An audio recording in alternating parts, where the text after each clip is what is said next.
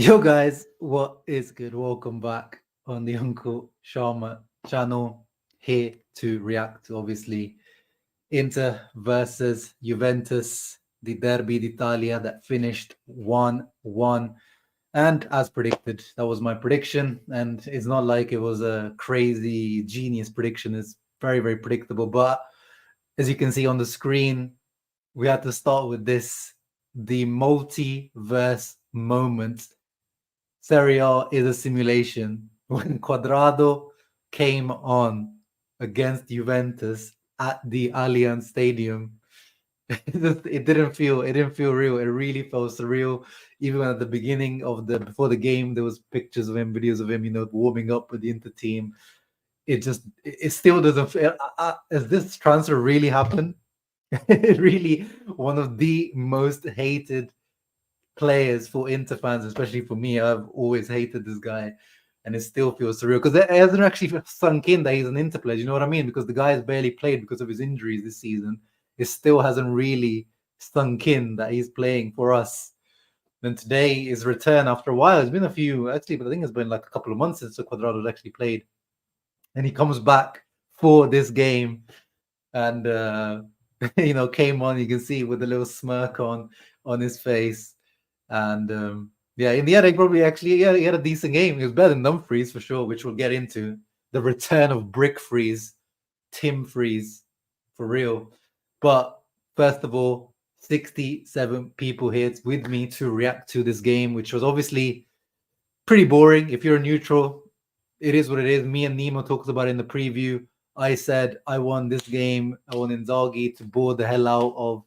If there's a 12-year-old kid out there who's looking to support Inter, or if he watches this game, I want him to say like, no, I don't support this team, because that's just what you kind of have to do at the Allianz Stadium. It just happens. That's the way Juve play. That's the way you need to play. Because if you open up, that just opens up for Juve. So both teams closed it down. Boring game.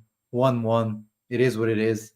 Maybe we could have won it. Maybe we should have tried to win it at least a little bit more. But this is the table. This is the table for Inter. We are still top for both teams. I think Juve will take the draw. Inter will take the draw. Both teams are absolutely fine, or maybe even happy with the draw, to be honest. And I was happy, as I said in the preview as well, with the draw. Obviously, I would have liked to beat Juve. I would love to beat Juve, especially at the Allianz, but not losing like we did last season, that's the most important thing, and we remain top of Serie A. Once again, 77 people. First thing you guys need to do before we get into all the screenshots and everything, please leave a thumbs up, subscribe to the channel if you are new. And let me give a shout out to all the people that were here even before the stream started. Yeah, Mkhitaryan. I mean, today, everyone, I can't even, it's going to be hard to pick a man of the match, but yeah, Mkhitaryan or Brickitarian as well. Dumfries, as we already said. Di Marco, not good games today. A lot of players very, very, very subpar, to be honest.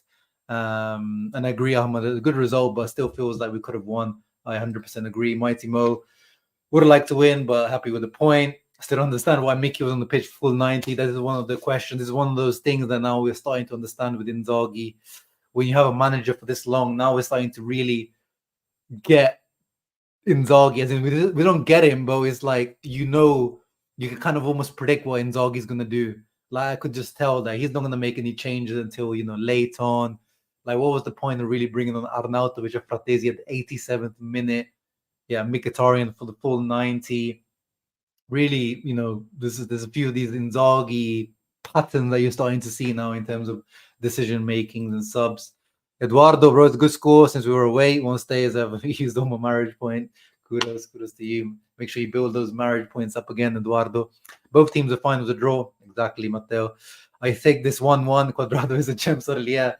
Cuadrado definitely was better than Brickfoot, Dumfries. I 100% agree.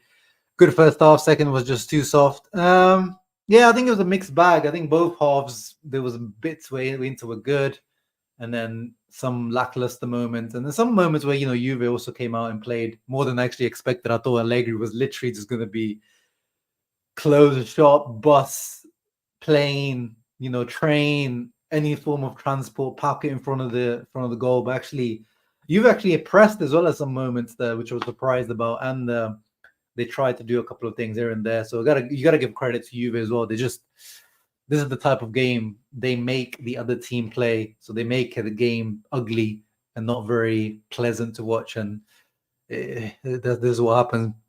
My boy Otlo in the house could have won a little bit more guts. Not bad result overall. On to the next 100%, which is Benfica, by the way. Next, that movement in the box for Lautaro was perfect. Yeah, we'll get into that in a moment. I screenshotted that. We need to talk about Barella. Yeah, Barella. I mean, I think he was better than Mkhitaryan for sure. Barella. Yes, it's still not the Barella of, especially against Juve. This is one of the teams where Barella used to really turn up against. There was that one moment with Barella, that back heel he did to Augusto in the second half, which created the chance for Thuram. But yeah, still, I mean, we're almost we're getting to halfway to the point of the season now, and we're still talking about the same stuff. So yeah, I don't know what to say. Juventus Stadium was quieted in outer space for 70 minutes. It's exactly, Victor, until this is the moment that the Juventus Stadium this is the loudest I've heard. That stadium is like a library most of the time. But when Cuadrado came on at the 70th minute, as Victor says, that's when you heard it, the loudest that it's ever been. And it took for one of their former players for that to happen. It was hilarious. And the smirk on Cuadrado's face, as I said, it just kills me. And yeah, you could tell he played with a little bit of, bit of vim against them. True, yeah, both teams definitely. I mean, at the end, it was a perfect example where, was it the 93rd minute? I think Acerbi and Aslani had the ball, and then Aslani passes to Acerbi, and Acerbi goes back to Zoma. Like, if a team wants to win, Acerbi would have launched it long into, Arnautovic or Lautaro. But instead, Acerbi was like, nah, we're good with the draw, passed it back to Zoma. And then I think that's pretty much Zoma kicked it into middle, and the game was pretty much over. But, it literally was what we expected. Inzaghi was after Cortomuso, Allegri, come if you want to win. Yeah, exactly. That's how we have to be, Edson. Like, you can't. Inzaghi, we got punished last year because we tried to play. We created a lot more than we did today last season. We created a lot more XG, a lot more clear chances. But in the end, you just got your ass kicked.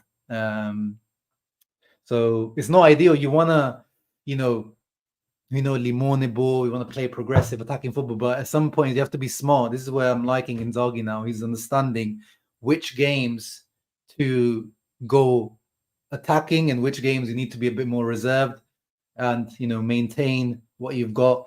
And Juventus, the Allianz Stadium, is definitely one of those places. As much as I would like to go there and kick their ass 3 or 4-0 like we do to Milan, you have to be smart. You have to be smart, because that's what Milan don't do against us. Purely doesn't do that. He's not smart against us. Said it before, but I'm okay with the draw. Also, Lauti, yes. Lauti breaking his drought at the Allianz. I was starting to get worried because I thought maybe he's starting to get like a bloody fly here, a mental block or something on Lauti at the Allianz.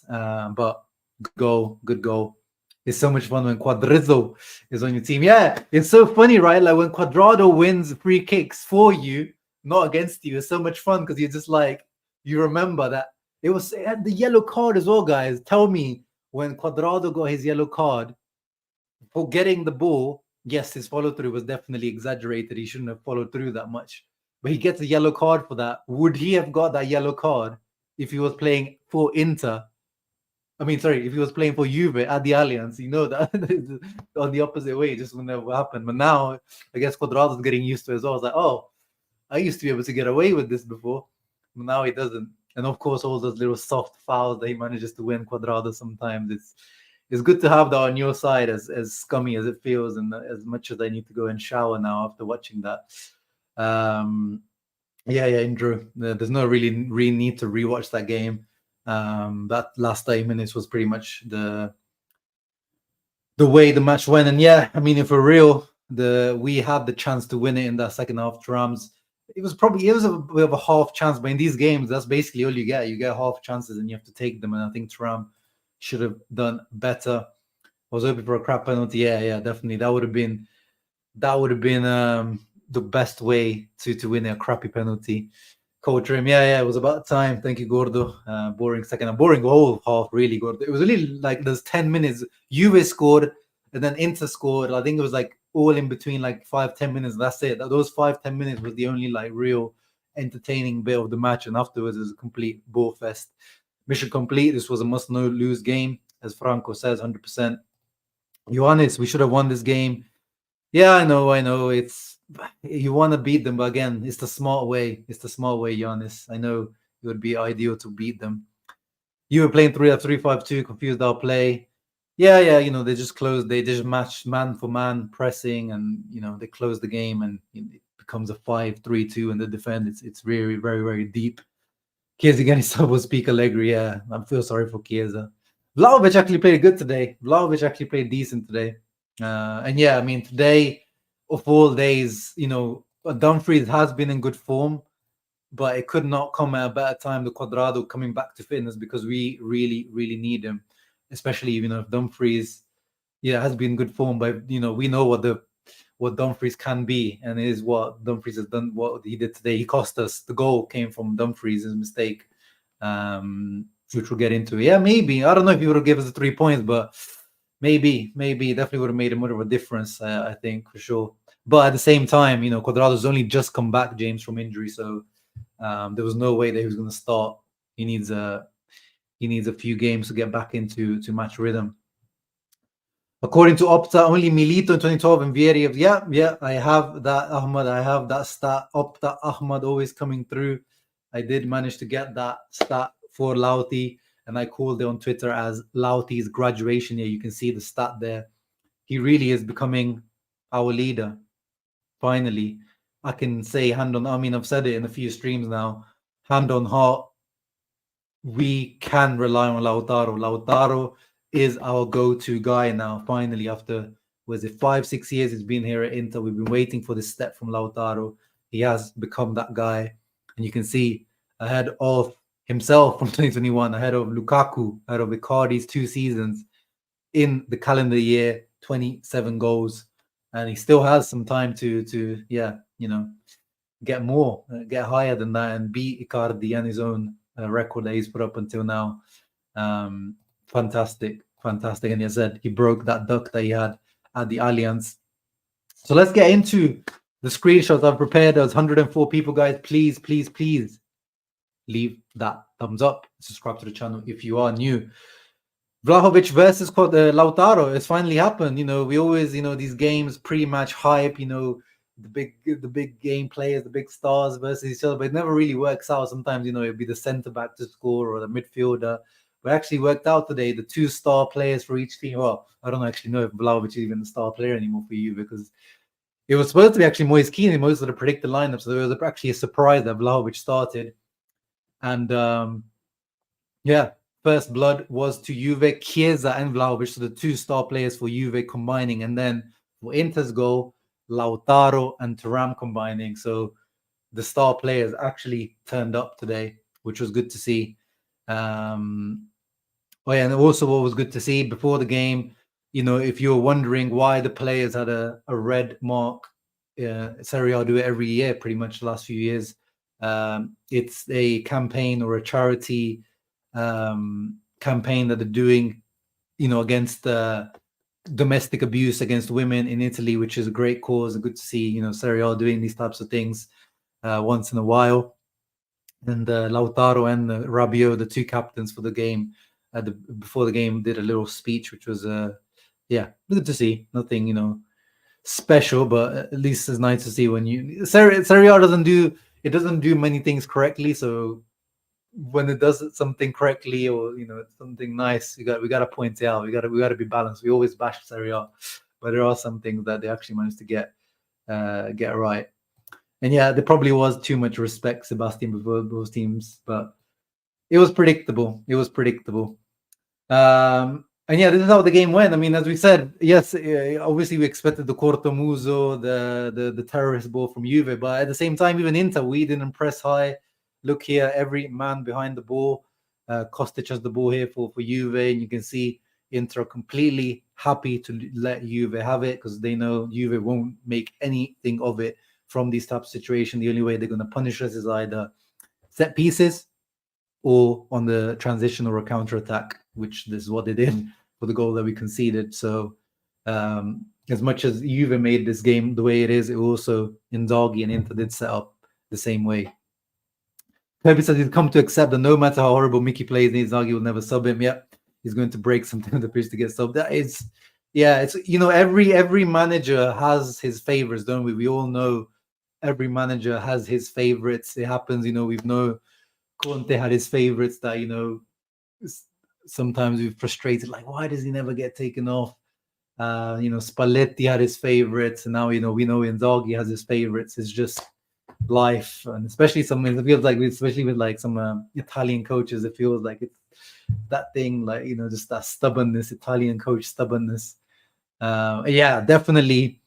I mean, Pavard is not really shown that what I expected from Pavard going forward yet at Inter, but with Bastoni for sure. Bastoni's left foot going forward, that really makes a difference. But would he have given something on the, you know, the other way defensively? Because I definitely trust Acerbi more defensively than Bastoni. But yeah, definitely missed those two 100%. But yeah, this is kind of how things set up with Inter. And actually, Juve probably had the best first chance in the first half as well. They had the first goal, but they also had a decent first chance when Chiesa was laid off just inside the edge of the area, and he shot with his left foot and it went wide and high. But that was the first kind of warning for Inter to kind of wake up a little bit. And then here is the goal, and is the carbon copy of the Rabiot goal from last year. I don't know, guys, if you guys remember the Rabiot goal from last. Let me see if I can actually bring it up, because I didn't screenshot the Rabiot goal Inter, because it was literally the exact same thing. I mean, I'll just bring up the picture here, because if you remember, it was literally the same thing onto, I think it was Kostic, who lays it backwards into the box to Rabiot, who actually did it with his right foot in the same way that Vlahovic did it here with his right foot, which is his weaker foot, places it into the far post. And yeah, it seems like Inter didn't learn. Both Darmian and Barella don't manage to stop the cross, and no one is marking Vlahovic for some reason. And it starts all from here. Now, guys, when you look at this picture, look at the space between the player who's receiving the ball and any opposition player. And you tell me, guys, as a professional, do you expect a professional footballer to be able to control that ball? The space between Dumfries and the next Juve player, you can literally place the Netherlands in there, the country where he's from, the Netherlands, you can place it in there, in between that space. And he somehow manages to take that chest touch, that brick touch. This is why I call him Brick Freeze. You know, people were saying, oh, you don't call him Brick Freeze anymore. I was like, wait, don't worry, it'll come. The jokes won't die. The Brick Freeze touch, the Tim Freeze jokes, they won't die. And here it is. This is why we call him Brick Freeze, Tim Freeze, because he somehow manages to mess this touch up, go inside into, no, he doesn't even take it outwards. For some reason, he takes the touch inwards in towards the center of the pitch, towards, I think, who was Vlahovic, loses the ball, and then I didn't screenshot it correctly, but if you see it, if you see below Barella and Darmian, who are next to Chiesa, who did the cross, if you see at the bottom of the screen, that's Dumfries. So he, instead of following Vlahovic, because he was the one that lost the ball to Vlahovic, but instead of following Vlahovic, he goes to right wing back, even though there's two players already covering him a right wing back. So that shows the lack of IQ there from Dumfries as well. It's not just the touch. Okay, you got the touch wrong, but we can recover. But instead of him, you know, having footballing IQ, thinking that, okay, there's two guys onto Kostic there already, I don't need to run towards him and have three people covering that side for no reason. I need to cover the middle. Yes, maybe some of the midfielders could also step in. You can see Mkhitaryan is also behind Vlahovic, but in reality, when Dumfries is the closest there when he loses the ball to Vlahovic, so this goal is pretty much all on Dumfries, to be honest. I don't even like, because goals is always a mistake when you consider goal, and it's never usually just one person unless it's a complete clanger, a complete mishap. But in this case, And Dumfries has been one of the best players this season. It's not like I want to jump on him, but that goal pretty much completely on Dumfries. Yes, maybe can De Vrij do a bit better to step in, or Acerbi to cover the goal and try to stop the shot? Yes, maybe, but 90% of that goal is Denzel. I'm sorry, Denzel. Yeah, I mean Dumfries. Today he was. I don't like calling players bums, but today he was. Tim Freeze, Brick Freeze, Bum Freeze. It is what it is. It is what it is. And no, I'm not gonna say he's not made for Inter, because this season he's definitely shown that he is made for Inter. But this is why I always, regardless of his form, he's always my number one on the list to be sold, because I know his limitations, and I know that you can get a guy out there for 15, 20 million euros to do what Dumfries does. He puts heart and soul into his game, but if you're able to get 40, 50 million for him in the summer, you have to sell him. You have to sell him. But again, now I don't want to spend too long focusing on Dumfries on his own, which I don't want to. I never like singling out players like that. But on that goal, it has to be said. Yeah. I mean, yeah, if you're able to do something like that, I mean, at the end of the day, also at the same time, it's not like Hakimi defensively. I mean, you saw him against Milan as well. Like that guy, yes, technically he's better than Dumfries, but that's not hard to do. But Hakimi also, it's you're not talking about a perfect player now since he's gone to PSG. But that's the thing. Under Inzaghi, you give a player like Hakimi to Inzaghi, and I know that he'll be able to develop him 100%. 100%. Yeah, exactly, Bob Marley. If you watch the video, he just jogged back. And he jogged back into the wrong place where there was no need for him as well. At least jogged back towards the right direction, which just shows, at least some footballing IQ. And yeah, he does have a tendency, Dumfries, against Juve. It was, the first year when he came, it was that handball. And then there was that massive missed chance he had against Juve last season as well. Remember, he skied it right in front of goal. He does seem to have maybe a little bit of, some of his stinkier games against Juve. I agree, Andrew. And yeah, I mean, but on the other hand, like as I said, I don't want to focus just on Dumfries, because both of our wing backs today were awful. I made a joke on Twitter that I compared Di Marco to Alvaro Pereira, Banta era left wing back that we used to have in the Banta era, the guy that we signed from Porto. Like both our wing backs today, not good enough. See quickly, Dumfries' stats. He only partook 18 passes, 16 of them accurate, 32 touches, no dribbles, one tackle, just not very involved and not much done. And then Di Marco, as always, I expect more from Di Marco going forward. Like, look at that. He involved a lot more, but a lot of the passes today backwards, 0 out of 4 dribbles, lost the balls lots of times. His crossing was poor, 4 out of 10 ground duels, just 6 duels lost. Like, yeah, just they're both just as bad as each other. But obviously Dumfries is worse because he actually cost us the goal. But Di Marco going forward, and for the quality he actually has, Di Marco, he was almost as bad to me. And yeah, no, 100% Lucas. I'm happy with the result. The other ratings here, I'm kind of surprised that Barella's so low compared to Mkhitaryan and Hakan. I mean, yeah, I guess he had quite a low passing percentage, 82%. One thing now with Barella also, like, since he's been out of form, I don't know if you guys noticed, Barella used to crack some nice shots from outside the box. And obviously he's a bit of a specialist from outside the box, but you don't even see him like trying anymore, or like even getting in those positions. He's really, like, I thought, the 2 games with Italy, he showed a bit of better form. Really good match against North Macedonia. Yes, it's North Macedonia, but still, and then he was also decent against Ukraine. But yeah, you'd see Barella at least try to, beat a player and then take a shot or like cut in, or now you don't really see that from Barella anymore, that's also worrying. That's really also worrying. Yeah, also from him, kind of lackluster game.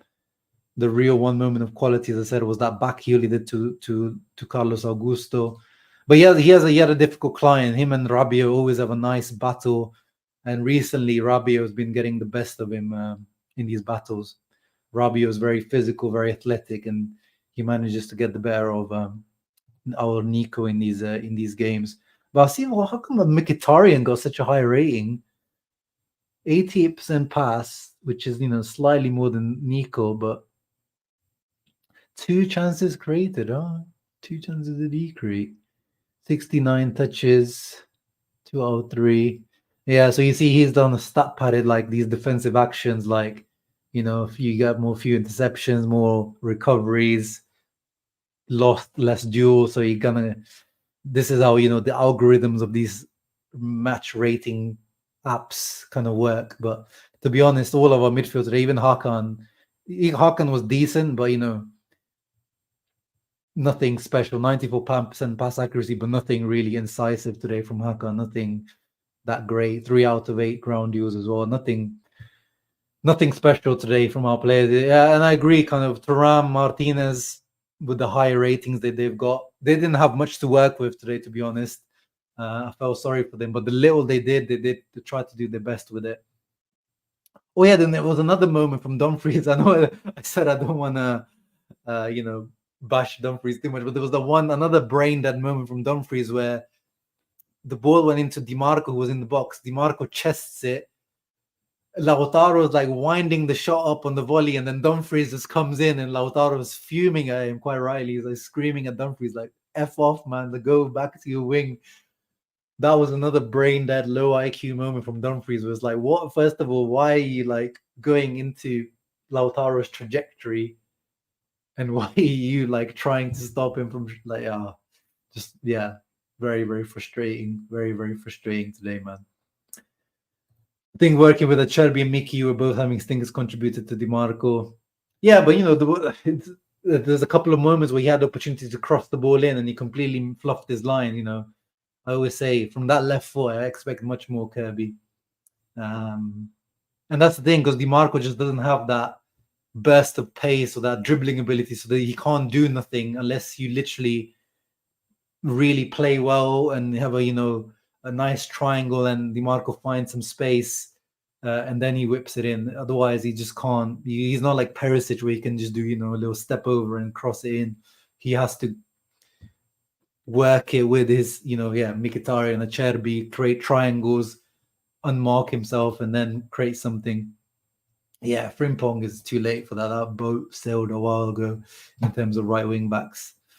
Actually surprising. Good point, Christian Potato. Usually Inter players, after they have a newborn baby, they go into Super Saiyan mode, but we didn't see that from Hakan today. He had a decent shot it wasn't on goal, but it kind of went wide. Hakan in the first half. But that was about it. We are disappointed leaving Turin. Can't remember the last time that happened. Yeah. I mean, I was disappointed last year. I mean, I thought even last year we deserved the win in Turin, but they just took their chances that we didn't. But I know what you mean. Definitely a positive to take compared to last season. Moving on, let's move on to the goal. I mean, yes, the goal that we conceded was really bad. But the reaction from Inter, what was it like? Just a few minutes later to react. The build up for this goal, pure liquid, vertical Limone ball.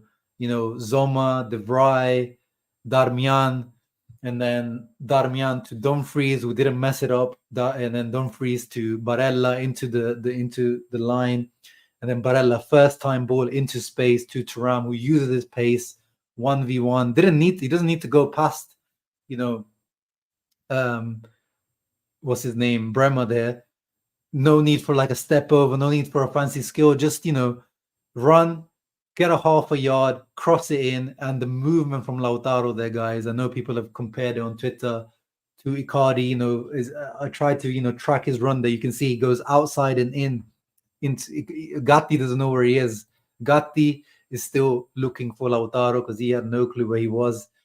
And beautiful movement and beautiful finish, by the way, from Lautaro. You can see in the top right corner, I made sure to show the where the goal ended up. Look at that, like side netting, not even in the corner, like in the side netting of the left hand side. No chance for Szczesny. Great first time finish. And I don't think in past seasons, it actually is kind of a similar goal that, if you guys remember, the goal that Lautaro scored against Juve in the Coppa Italia under Conte against De Ligt. Similar kind of, he runs to the first post and gets that. But for some reason, I feel like Lautaro in past seasons wouldn't have scored this in this kind of moment at the Allianz Stadium. I feel like he maybe fluffed his line where he would have shot it over or straight as Chesney. But here, absolutely clinical, great cross from Thuram, and he takes advantage. And yeah, as I said, his graduation year, his year of becoming Inter's leader, not just as a captain, but actual leader from the front of Inter, really is here, and we are loving it. We are loving it. Paki, thank you very much. He's been a member for 19 months. Wow, that is amazing, amazing support, Paki. Thank you very much for the support as always. So Sleepy, yeah, man. I mean, you are based in Indonesia. You guys, if you stayed up or woke up for this game, I feel sorry for you. But you knew what you were in. You knew what you were in for. So I feel sorry for you, but at the same time, you knew what you signed up for if you stayed up to watch this game. But shouts out to you. Thoughts on Juve fans saying that before our goal there was a Darmian foul. I didn't even see that, so I don't even know. I mean, you could have said. I mean, Dumfries was asking for one. I don't really see the replay of it, but Dumfries was asking for a foul for the one that he lost the ball, in midfield. But those ones are, like once you've scored the goal, unless it's like really you stamped on the guy and the referee didn't see it, it's really hard to call it back for like a mistimed tackle. I think even in VAR era, like you can't call back a goal just because someone was like slightly fouled in the build-up. Like if the referees let that go, it's not a clear and obvious error. Juve fans will still have to say they have to say Scudetti, check your pockets if you talk with someone someday. Yeah, 100%. 100%. Oh, Gabriel, big up. Actually, his birthday today. Happy birthday. Buon compleanno, Gabriele. I'm good with the result, overall mature performance from Inter, and Zaghi managed the game well. And we did what we needed to do, 100%, 100%. And that's it. Kirby, he knows what's the deal. And he also has been a member for 8 months. Like, share, subscribe. Thank you, brother. And he is the GOAT of the Discord chat, always pulling up with those streams. Appreciate you, bro. Appreciate you very, very much. Let me see some of you comments that I may have missed. Let me scroll up a bit. We'll see Augusto on the right. I mean, yeah, we saw him kind of shoot with his right that one time when he hit the crossbar. I don't think he's that good with his right foot. I think he's like, okay. But now that Cuadrado's back, I don't really need to see that. It was, if Cuadrado was still injured and we needed, to rotate Dumfries a bit more, I would agree. But now, Cuadrado, hopefully, fingers crossed, is back for good. He's been getting those niggling pains with his Achilles or something. Yeah, speaking of Cuadrado, let me have a look at what his stats were, Cuadrado, quickly. Look at that, 10 out of 11 passes, clean. You can just see, like, whenever the ball went to him, very clean. And he was looking, 0 out of 3 crosses, but you could see as soon as he came on, he can cross from areas that Dumfries can't even dream of, like deep areas in the half space, and he just tries to whip it in to the strikers. It's just a different look, different feel as soon as he comes on. And he can also make those switches of play. There was one nice switch of play he did to Augusto as well. 4 duels won. There was one good foul he won against Keane on that right-hand side, and they were laughing about it where he bodied Moise Keane like, pow, get out of the way, and then he won the foul on Alexandro. Good impact from Cuadrado. Good impact from Carlos Augusto as well. Aslani was an interesting substitute. What do you guys? I want to actually get your opinion. Why do you guys think Inzaghi took off Hakan? Because Hakan didn't look very impressed. This is clearly a sign that he's starting to trust Aslani, by the way. But why do you think, because Hakan wasn't even on a yellow card. None of our midfielders were on a yellow card today, which is usually the reason why Inzaghi subs guys out. Why do you guys think Aslani? Like, I thought maybe it was time to bring on, bring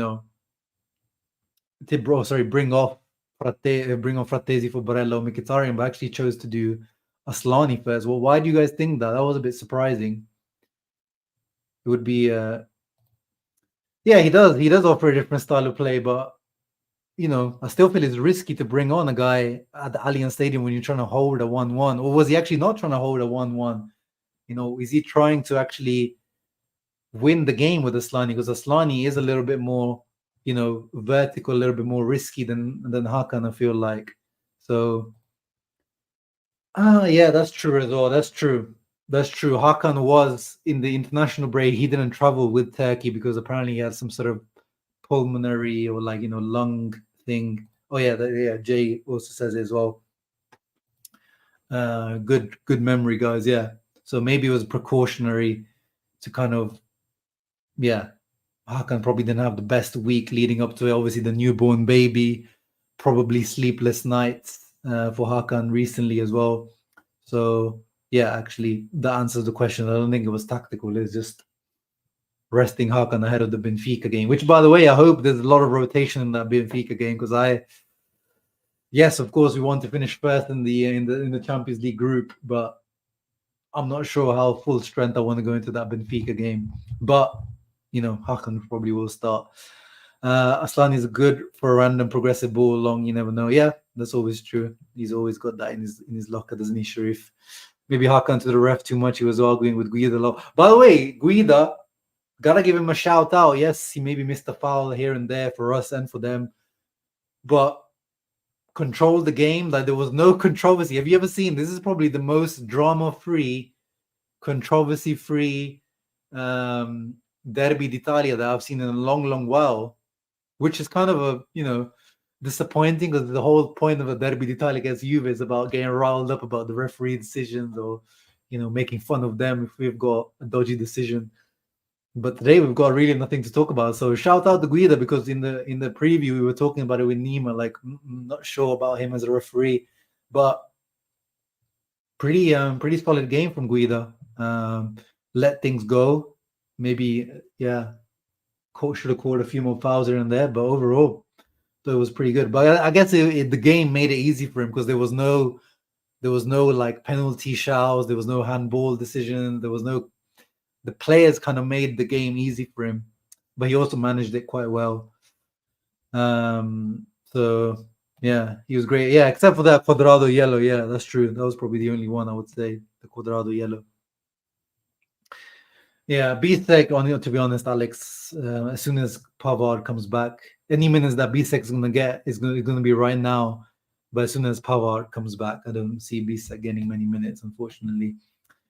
We don't need to win against Benfica as we have to beat Sociedad in the last game anyway, who will most likely beat Salzburg. Yeah, that's what I mean. 100%. I just don't need to see us go all out in that Benfica game when we have a busy schedule coming up now. We have no creative midfielder for situations like the second half. So, well, I mean, we do. And Sensi is fit as Giro, but Inzaghi doesn't trust him. And Fratesi, I mean, we do have options now. Like, you have a guy like Fratesi, he's a box-to-box assaulting midfielder, add something different to Mkhitaryan and Barella. Klaassen adds something a little bit different as well. And Sensi, of course, is. So we do have options, but yeah, maybe we don't have like a game-changing, Samardzic, someone with like an amazing left foot to come on. Yeah, I agree. But what team does in midfield? Like who can Juve bring on to change the game like that? Who can Milan bring on to do something like that? Like midfielders, if you have a midfielder like that, he's probably your starting midfielder. So yeah, and Sensi is that guy, but Inzaghi clearly just doesn't trust Sensi anymore, even when he's fit. What else is there to talk about? Yes, Thuram. Again, good game from Thuram. Let's have a quickly look at his stats. 7.3 given by FOTMob. Didn't get involved much, but had one shot early in the first half. Was that from the free kick? He had a header on target, and he had that shot that we just screenshotted there. Obviously, his life wasn't made easy by Bremer, Gatti, and Rugani, all man marking him quite closely. But he created the main opportunity for Inter. So decent game overall from Thuram. I enjoyed Thuram's game today, but he needs to do better here. He needs to do better. This is the next step that we need to see from Thuram. Great player, great season he's had until now. He is the top assister in Serie A right now, but he also needs to get that killer instinct in him now. Because yes, this was on his left foot. Not an easy chance, as I said, it's probably a bit of a half chance. He hits it into the ground straight at Chesney, but yeah, this potentially could have been a match winner because afterwards Juve didn't create much, we didn't create much, so this could have really been the game decider if Thuram had that killer instinct that Lautaro now has. So again, Thuram for a striker is still quite young, 26 years old. Maybe he can develop that, but ideally we need him to develop it right now this season to help Lauti take us to that second star, because that's the mission. Second star is gonna need the guy likes of Thuram, Arnautovic as well. Arnautovic came on in the second half to step up.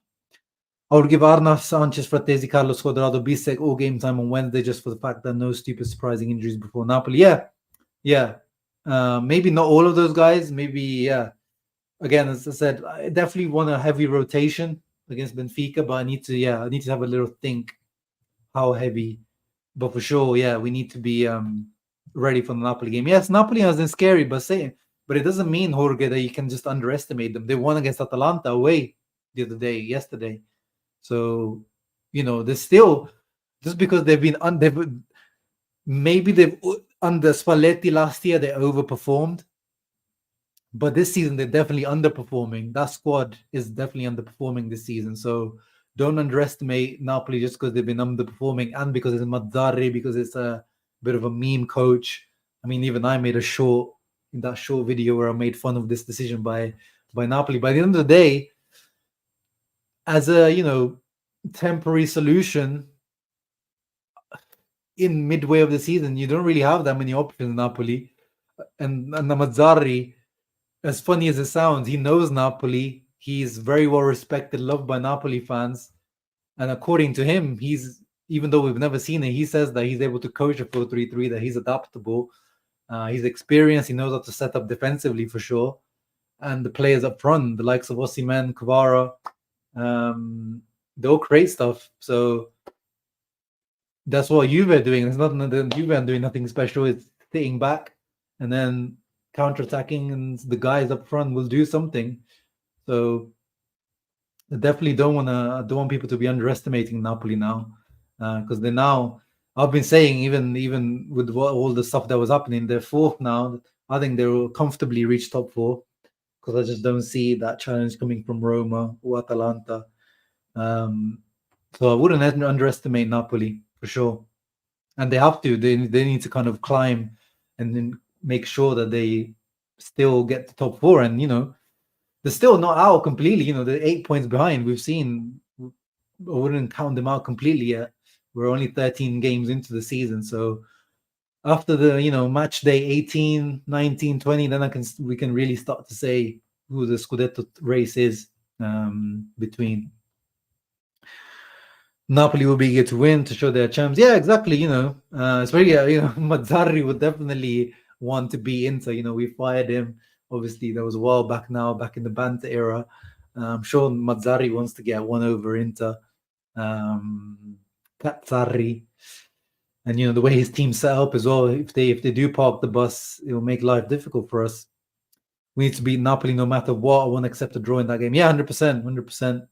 A draw in this game was fine because we were playing against each other, so we're taking points from each other and we remain top. But once the other teams are playing, actually let's have a look what the next Serie A fixtures are like, because if Juve are playing someone weak, that puts okay, I want to say Monza weak, but still Monza away, they did lose to them here last year, Juve away, but if we're playing Napoli, but Juve playing Monza, you have to think that Juve get that win. And Juve playing first, actually. Juve playing on Friday.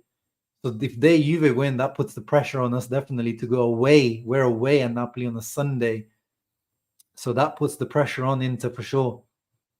And Milan are playing against Frosinone at home. Yes, Frosinone are a decent team, but yeah, you're expecting wins all around there. So we definitely need to beat Napoli. A draw probably isn't good enough again, it's not the end of the world going away at the Napoli, at the Diego Armando Maradona and getting a draw. But yeah, Osimhen is also back. He got his assist when he came on against Atalanta. Played without his mask, actually. So yeah, he came on. Kvara's coming back into form. They seem to have actually a coach that the team likes. So clearly, Rudy Garcia was not liked by the Napoli players. Ones like Gags Cook, Gags, and maybe future Inter player Colpani. Everyone hates Cuadrado. Yeah, I'm not sure if it was just Juve fans or even Inter fans booing him when he came on. He might have been the first player that gets booed by both sets of fans for the first time in the history of football. Let's have a look in terms of XG. Actually, what's XG looking like? Yeah, I mean 0.49 for Juve, 0.85 for Inter, 65% possession. Yeah, just as we expected. Ballfest. Let me get actually Sofa score up to see what our average positions look like on the pitch. I'm imagining Inter with a much higher line and everything.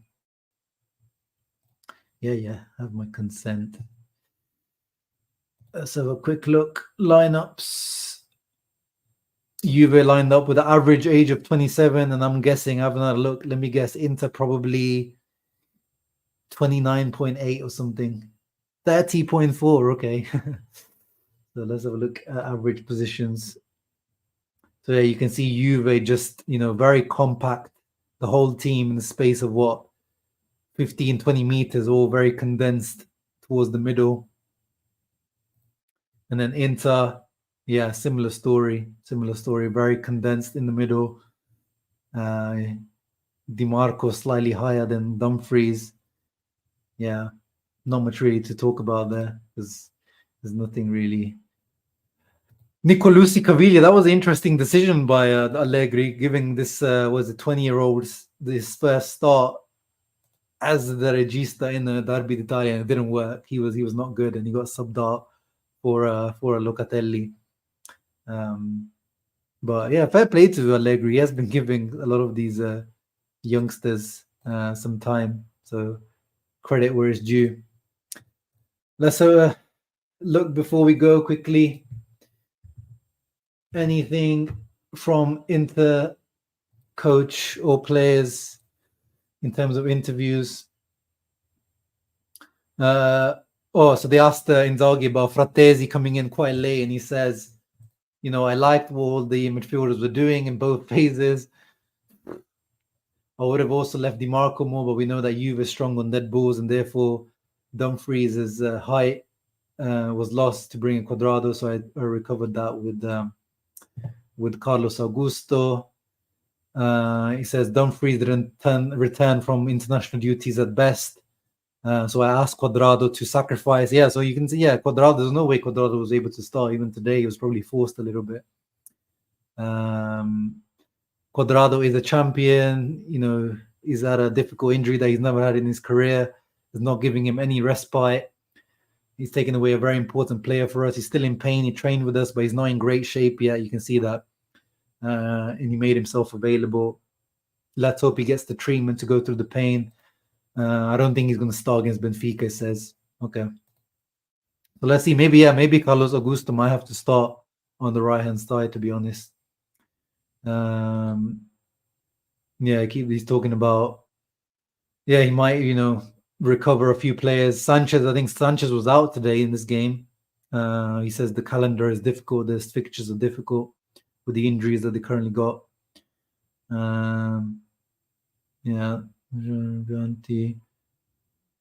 He says we should have done better on the Juve goal.